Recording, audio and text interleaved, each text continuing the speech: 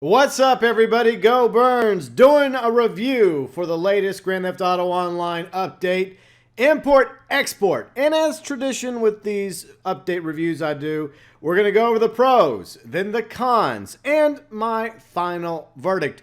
By the way, since the year is almost over, as with tradition, coming up in about maybe 2 weeks from now, I'm going to do best DLCs of 2016. I started that in 2014 with, yeah, wow. I've gotten way better at making thumbs. Of course, this was my thumb for best DLCs of 2014. Then, a year later, a little bit better thumb-wise with my best DLCs of 2015. So, in about maybe 2 weeks from now, the last week of December, I will come out with best DLCs of 2016. And feel free to let me know below in the comment section which has been the best DLC in your opinion so far. Because I'm guessing we're also going to get a festive surprise 2016 update. Maybe, maybe not. But that might just be the same stuff we got the previous few years. Anyways, let's get to it, shall we?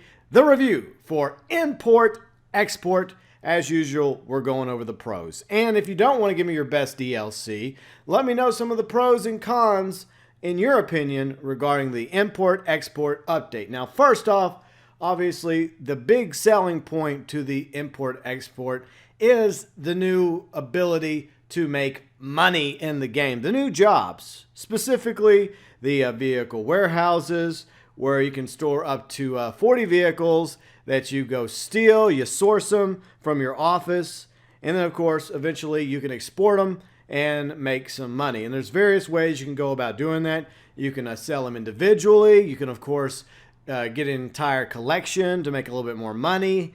And it's very helpful to have people, friends, crewmates with you whenever you're doing this, because it can be kind of difficult. Some of them are pretty easy. You just go out, you pick up a vehicle, you come back. Sometimes they have a bomb on it, and it's kind of like speed. You have to keep the vehicle above a certain speed.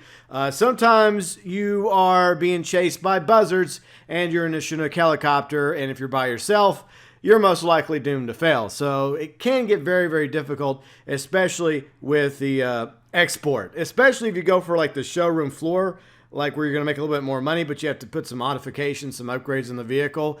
I mean, I got taken out so many times by NPCs, and this is something you would not expect. You think the focus would be giving other players the opportunity to come after you, because this isn't a public lobby. However, it's not just other players you have to worry about, and the NPCs are a major factor. They're very, very OP when it comes to a lot of things regarding import-export, especially when it comes to exporting your damn vehicles. They just keep coming and coming, and I know that didn't sound right. But anyways, overall, I think this is a very good addition to the game. It really does put the Grand Theft Auto into Grand Theft Auto Online. It's not the cheap-ass Simeon cars that you're stealing. These are some more high-end vehicles, and it makes it a lot more complex.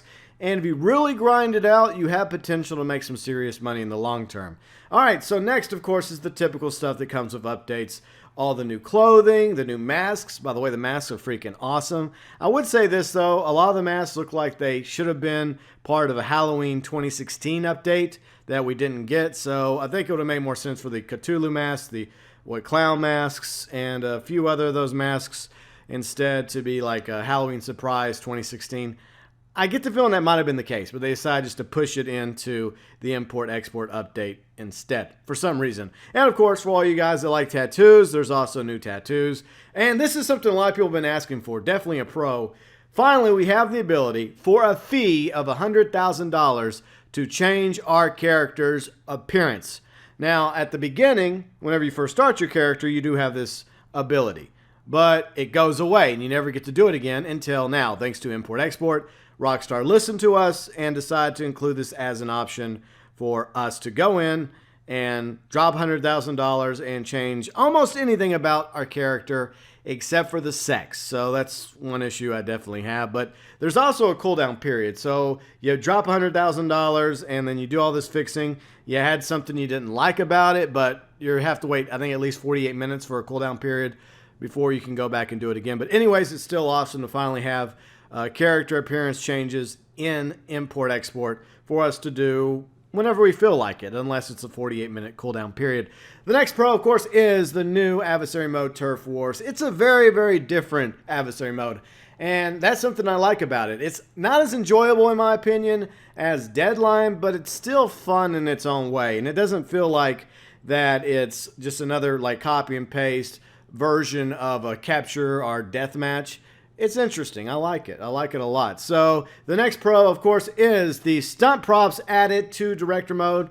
For everybody into, director mode in Grand Theft Auto 5 Story, you now have access to the stunt props, which is awesome because the stunt props from Cutting Stunts, really, really sweet. Of course, the next pro is specifically for PlayStation 4 gamers. Play Together. That's right, Play Together. I mentioned it in my video the other day. Whenever I went over the article, Grand Theft Auto Online Import-Export now available. It's in the Import-Export playlist if you want to go check it out for yourself. But definitely a pro for everybody playing Grand Theft Auto Online on the PlayStation 4. The next pro is the Executive Garages. Now, this is really cool. I really, really like this because the garages are beautiful. There's some customization involved. And each garage that you can purchase, you can get up to 3 different garages in your office. Each one gives you 20 extra vehicle slots. So you can have a grand total of 60.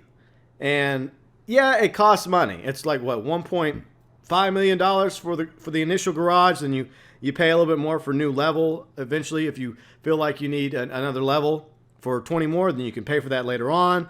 You can also do some more customization if you want, and then eventually you can max it out at 60. And that caps the 60 that we currently have. We have standard 60 cars, along with 10 for motorcycles, and then now a potential up to 60 more vehicles thanks to the Executive Garages, which I think is fantastic. The next pro, of course, is the vehicles, as always, but there are some cons. We will discuss that in a moment. The new motorcycle, the Diablos and the Diablos Custom, it's okay. I really feel like we have a bit of a biker's fatigue going on. But it's always good when Rockstar adds new motorcycles to the game, especially the fact that the Diablos Custom has a lot of custom features, but it's not exactly the best bike for racing. Next, of course, is the LG Retro Custom. This is a vehicle that a lot of people have been wanting. An older version of the Skyline also has some pretty sweet customization as well, and it's one of the best sports cars now, according to Brothy. And it's interesting because Brothy says the LG, the original OG free LG, is the best, and like the LG Retro is like in second place now. So personally, I prefer my Sakura though. That's just me. I'm gonna stick on my Sakura, but a lot of you might be inclined to go get the LG Retro Custom. And of course, the supercars. One of these supercars I absolutely love, as you may have noticed, the Pegassi Tempesta. Another car highly reviewed by Bravi. He has a great channel. He goes over the speeds of vehicles, like in a track, a straight shot, top speed. He's excellent. I never have any problem promoting other channels whenever they do awesome work, whether it's Brafi when it comes to these speed reviews in Grand Theft Auto Online, or my friend Carrick over at ACG for his video game reviews. I always love to give props to content creators deserving of credit. Then, of course, the other supercar I'm not really excited about. In fact, I didn't even purchase it in my video the other day, is the Ocelot Penetrator. And it's not just because I was kind of running out of money, despite the fact it is only $800,000. I consider the Tempesta to be the better of the two supercars. And what's interesting is, as usual, with these recent updates over the past year or so, we have more vehicles coming in either the next week or so. So I'm definitely going to be covering those vehicles whenever they get unlocked in the weeks to come. All right, so we move on to the next pro. And yes, there's going to be some cons about this. Special vehicles. The Ramp Buggy, Phantom Edge, the Technical Aqua, the Blazer Aqua, the Armored Boxville, the Wastelander, Ruiner 2000, a.k.a. Kit, and of course the Rocket Voltic. Some of these you might like. Some of these you may not really care for. And I, once again, would have covered all of them, but like I said, I kind of ran out of money, and that's another con. I got cons coming up, don't worry. What's really cool about these vehicles is some of them you can actually take to Los Santos Customs to customize. I know for a fact you can do it with the Ruiner 2000, as well as the Rocket Voltic and the Blazer Aqua. Some people don't like the Blazer Aqua. I absolutely love that four-wheeler because you can like ride around in the hills, on the road, on the beach. and then you can go off in the water as well, plus it has guns. Yes, it doesn't have explosive ammo, but I think if it had explosive ammo, it'd be like way too OP. But I personally like that ride. Okay, so the next pro is, of course, the special vehicle missions, which will have cons, but at the same time, they are kind of like mini heists, and they're fun. I enjoyed doing them with several of you guys, my subscribers, like, see, Joker, Vinny, the other night, we were doing a couple of these special vehicle missions. I had a lot of fun, but we'll talk more about that in a moment. And the really cool thing about the special vehicle missions, once you complete them, you get discounts for the special vehicles. So if you have patience and you don't feel like paying the full price for the ramp buggy, the Ruiner 2000, etc., you can just, wait until you collect enough cars in order to unlock these special vehicle missions. Get some of your friends to help you, and once you complete the special vehicle missions, you'll be able to get discounts for all the special vehicles. Then, of course, all the typical usual patches, fixes, etc. that come with any update. So those are the pros. Time to move into the cons. And yes, I have a few. At first, I didn't have as many cons, to be honest, when I first started scripting my pro-con list, my review video for import-export. But as the days passed by, more things have started to come out. More issues in the game. First off, the obvious thing. This is the most expensive update yet. Case in point, I had scrounged up roughly $18 million for this update through shark cards, turning tricks on the street, etc. And by the time I was done, by the way, once again, not even covering all the vehicles, whatever I purchased led me down to maybe around $2 million by the time I was done with the video. So in other words, I could have spent way more money than $18 million if I wanted to go 100%. So if you translate that into like real money, because a Megalodon shark card equals $8 million in Grand Theft Auto currency, I spent over, $200 on this update. And I didn't even buy everything. Just imagine how much that grand tally actually was for import-export. So, like so many others, I really feel like that Rockstar needs to readjust the currency issue there, because $8 million really doesn't buy what it used to from back in the day. Alright, so the next con is, of course, the special vehicles. I enjoy some of the special vehicles, others not so much, and there's even some that aren't worth buying. Now, what's interesting about the special vehicles is it seems like there's two versions of each special vehicle. Prime example, the ramp buggy. It seems to be way more able to ramp more vehicles before blowing up in the special vehicle mission, and it actually looks a little cooler than the version you buy at Warstock, which I think is complete BS. I mean, these vehicles are not cheap, and if I'm going to buy the ramp buggy, the Ruiner 2000, I'm dropping several $1 million for these rides. I want the quote-unquote official version, the same version that you get in special vehicle missions. Now, this is the part that I find hilarious. You have one of these vehicles called the Armored Boxville. Now, I think in the special vehicle mission, it is actually armored. But just like the rest of these special vehicles, like the Ruiner 2000, for example, you can easily destroy them, which I think sucks. I think there should be a little bit of armor, a little bit of protection. It should take some damage. Maybe not to the level of the Insurgent, but it should take more than like a rocket or a grenade to take out the Armored Boxville, since it does have the word armored in it, Dr. Evil. So, yeah, I think that's a big problem, especially since we spend so much money on these special vehicles. And, like, some of them don't even work properly. Like, for example, the Wastelander. I mean, the only thing you can do on the Wastelander is just, like, ride around on the back. And, like, in the special vehicle missions, you're using it to haul around vehicles. So I don't really see the real purpose in actually purchasing this vehicle. It's like the crappiest of the vehicles. At least with the Boxville, it has a fucking gun on it. I mean, at least with the Technical, whether people say about the Technical, it also has a gun on it and it can go in the water, just like the Blazer Aqua. And the Phantom Edge also has issues, but like the Ramp Buggy, it has a big scoop on the front where you can like knock vehicles out of your way. So the Wastelander, yeah, it's the worst one. But anyway, so that's what I got to say about the special vehicles. Some of them are just not really worth buying, and to be honest, I don't know why Rockstar has to give us nerfed versions that we purchase at the Warstock site instead of just giving us the actual, versions that we use in the special vehicle missions. It's just complete BS in my opinion. Then, of course, let us talk about the special vehicle missions themselves. As I mentioned, they can be a lot of fun, but they are frustratingly difficult. They're like mini heists, and you cannot beat these alone. You cannot go it alone. Like the first one, the ramp buggy, you have to have at least one other player. I'd recommend having at least 2 or 3 other players to be in the buggies, because they're not easy. Definitely not. And here's the part that really sucks, especially for the associates. Whenever you complete the mission after being murdered a few times with the Wastelander one, and we got wrecked so many times the other night trying to beat the Wastelander one. Wasn't even funny. Do you know what our payout was? $17,000, and we had it on hard. I could go into a contact mission, Trash Talk, one of my favorites, in either the Buzzard, or I could go in the Savage, or with a couple friends up in the Valkyrie. We could shoot up the freaking trash trucks. We could just chill out for a few minutes, and by the time we kill the boss, we get like $20-something thousand, and it's really no sweat to do that mission over and over again. This is way more frustrating, way more difficult, and therefore the reward should be higher for these special vehicle missions than for the standard contact missions.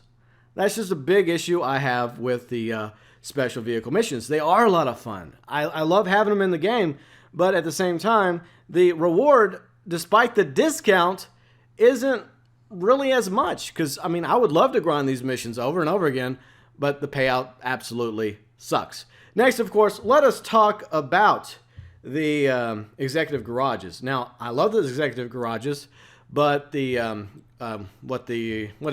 mechanic that you get. Once again, just like with the biker mechanic, it seems like a waste of money. Just like with the safe in the office, a waste of money. It's a convenience thing when it comes to the mechanics in the biker club as well as the executive garage. You don't really need it unless you have like a shit ton of money. And after this update, I would be surprised if anybody had any money left.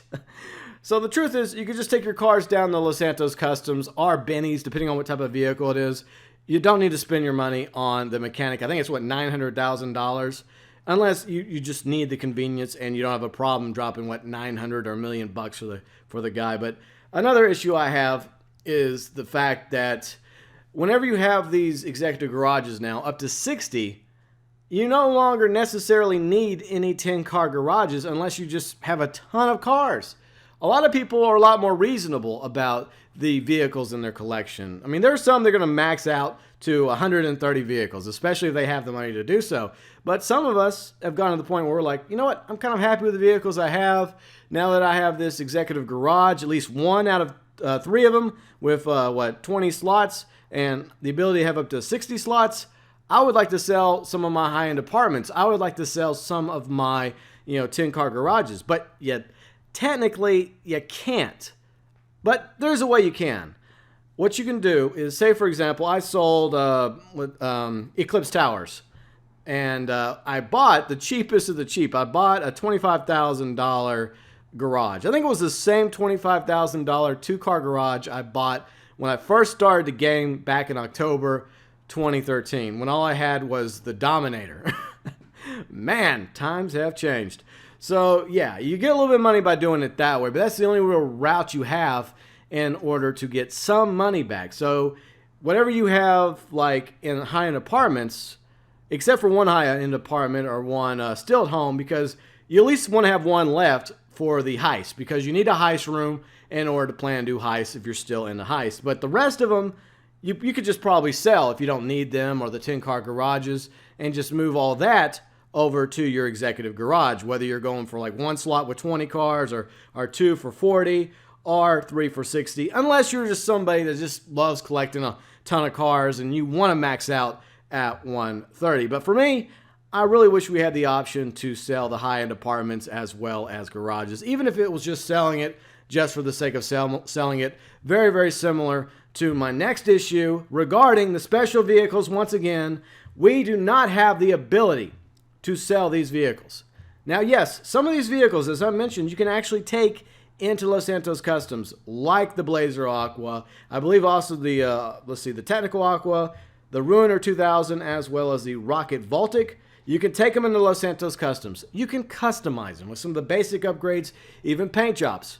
But can you sell them? No, you can't sell them. Just like you can't sell the Pegasus vehicles. And there's several Pegasus vehicles I would very much like to sell. And if there's a special vehicle that you bought, like the Wastelander, that you're like, man, I'm having some buyer's remorse here, I would like to get some of my money back. Guess what? You can't. Because as of right now, you cannot sell any of the special vehicles that came with import-export. You can buy them, either at the full price or the discounted price, but you can't sell them back, which I think absolutely sucks. Now, the next con is something I've been hearing a lot about, and if you're having this problem as well, let me know below in the comments section. Import-export issues concerning these vehicles that you go out and source and eventually export. There's so many reports out there of vehicles disappearing when you're exporting them to the location, just disappearing magically. Or they're not even at the site when you're going to go pick them up. And fortunately, this has yet to happen to me. But it has happened to other people. And I think that's definitely a major problem with import-export. And I sincerely hope that Rockstar fixes this issue ASAP. And the final con I want to mention is the same issue that I've had since VIP work was introduced back with executives and other criminals a year ago. And the same problem that is in finance and felony, as well as bikers.